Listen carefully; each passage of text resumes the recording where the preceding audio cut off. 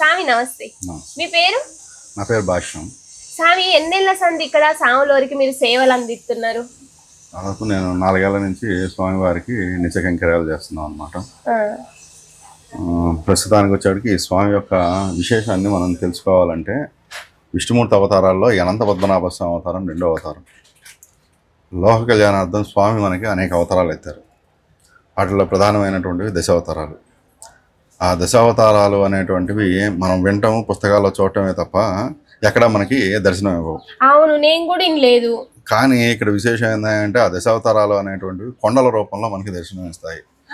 మనకి తిరుమలలో గరుడ కొండ అని చెప్పనని ఎట్లా అయితే గరుడాల వారిది ఎట్లా అయితే కనబడుతుందో మనకి ఇక్కడ కూడా మత్స్యావతారము, కూర్మావతారం, వరాహ అవతారం, నరసింహ అవతారము ఇవన్నీ మనకి కొండల రూపంలో మనకి దర్శనం ఇప్పుడు ఈ కొండలకు ఉన్నాయన్న రూపాలు అవే రూపాలు అనమాట. అది మత్స్యావతారం అంటే చేప.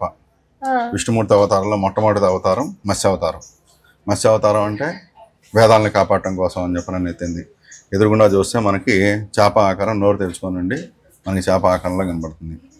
నెక్స్ట్ వచ్చేవాడికి విష్ణుమూర్తి అవతారంలో 2వ అవతారం కూర్మం. కూర్మం అంటే తాబేలు, పాల సముద్రాన్ని చిలకడం కోసం అని చెప్పనని ఎత్తినటువంటి అవతారం అన్నమాట.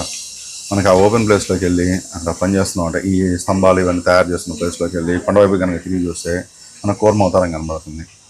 విష్ణుమూర్తి అవతారంలో 3వ అవతారం వరాహం. వరాహం అంటే పంది, భూమిని కాపాడటం కోసం అని చెప్పనని ఎత్తినటువంటి అవతారం అన్నమాట.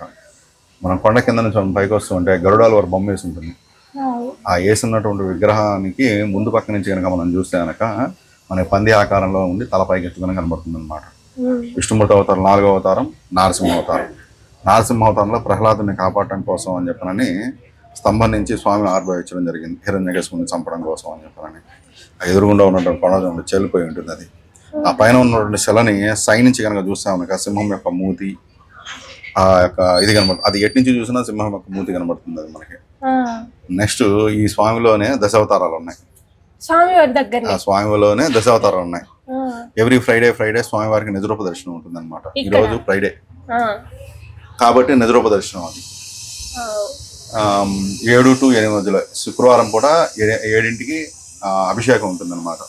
అభిషేకం అయిపోయిన తర్వాత దగ్గర నుంచి స్వామివారికి ఇలా నిజరూప దర్శనంలోనే ఉంటారు.